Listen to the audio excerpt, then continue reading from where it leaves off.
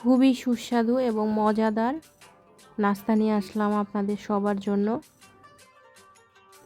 নমস্কার, বাঙালিয়ানা হেসেলে সবাইকে স্বাগতম।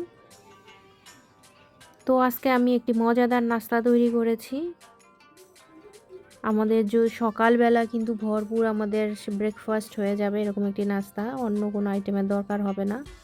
আর আমাদের সেই সব ধরনের পুষ্টি এটার সাথে আছে।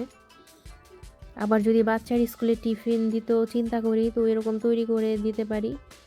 তো সেখানেও কিন্তু কোনো ঝামেলা ছাড়াই এরকম এটা তৈরি করে দিলে বাচ্চারও পুষ্টিটাও থাকে, বাচ্চার পেটও ভরবে। তো চলুন দেখি কি তৈরি করেছি। এদিকে আমি আলু কুচি করে নিয়েছি আর নুডলস, দুটো ডিম, এই হচ্ছে আমার উপকরণ। এখন আমি পানি গরম দিয়ে দিয়েছি, এর মধ্যে আলু কুচিগুলো দিয়ে দিলাম। আর এখন দিয়ে দিব হচ্ছে নুডলসগুলো ভেঙে দিচ্ছি। এখন সবগুলোকে ভালো করে জাল দিব। নুডলসটা সিদ্ধ হয়ে যাওয়া পর্যন্ত এটাকে জাল দিব।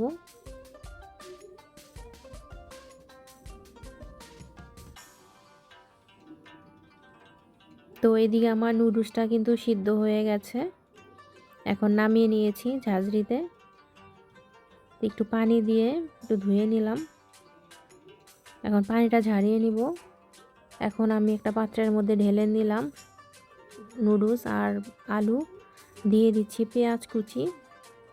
আর এখানে আমি কাঁচা মরিচ ইউজ করব না, কারণ বাচ্চা খাবে, মুখে মরিচটা পড়বে, এই জন্য আমি ব্যবহার করব না। দিয়ে দিচ্ছি একটু মরিচের গুঁড়া সামান্য পরিমাণে, আর হচ্ছে হলুদের গুঁড়া। আর এখানে আমি দুটো ডিম ভেঙে নিয়েছি, দুটো ডিম দিয়ে দিব। আর এটা বাইন্ডিং করার জন্য একটু অল্প পরিমাণে আটা দিয়ে দিলাম।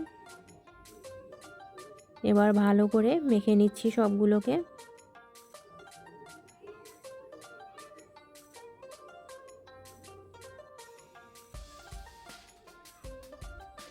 আর হচ্ছে দিয়ে দিব একটু অল্প পরিমাণে চিনি। এবার ভালো করে মেখে নিচ্ছি। এদিকে কড়াইতে তেল গরম দিয়ে দিব। তেলটা ভালোভাবে চারপাশে ছড়িয়ে নিব। এরপরে হচ্ছে দিয়ে দিচ্ছি সেই আমার মেখে রাখার মিশ্রণটা। এটা রুটির শেপে চারপাশ দিয়ে দিয়ে দিব। আর এটা কিন্তু ভাজবো একদম হালকা হিটে, যাতে আস্তে আস্তে ভিতরে আলুটাও সিদ্ধ হবে আর নিচে পোড়াটাও যাতে না লাগে, একদম হালকা ভাজা হবে। আর হচ্ছে আমরা এখানে আলু ব্যবহার করেছি, আপনারা চাইলে যে কোনো ধরনের সবজি ব্যবহার করতে পারেন। আমার এক সাইড হয়ে গিয়েছে, আমি উল্টিয়ে নিয়েছি। তো ওই সাইডও হয়ে গিয়েছে, মোটামুটি 5-6 মিনিটের মধ্যেই হয়ে যায়। তো একটা তৈরি করা শেষ, এবার আরেকটা তৈরি করব সেম প্রসেসে। এবার দিয়ে নিচ্ছি ওইভাবে, সেমভাবেই রুটির মতো শেপ করে নিব, একই শেপ, তাহলে আমার তৈরি করতে ভালো হবে, দুইটা একই শেপের। তো এখানে হচ্ছে আমার সেই সমান পুষ্টিটাই থাকে, ডিম আছে, আলু, নুডলস, বড় বাচ্চা সবার জন্যই কিন্তু একটা পুষ্টিকর খাবার। তো এক সাইড হয়ে গিয়েছে, আবার উল্টিয়ে নিয়েছি, এরকম করে আমি এপিট ওপিট ভেজে নিব। আর এখানে দেখলেন তো খুব কম তেল ইউজ হয়েছে। তো এদিকে আমি একটা নিয়েছি, একটা নিয়ে পরে আমি সস দিচ্ছি। তো সস দিয়ে এটা পুরোটাকে আমি সস দিয়ে কভার করে নিব।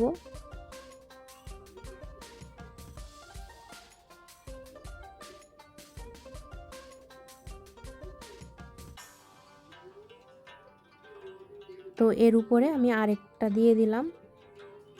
এখন হচ্ছে পছন্দ অনুযায়ী আমরা পিস পিস করে কাটবো। আমি পিৎজা শেপের মতো কেটে নিয়েছি।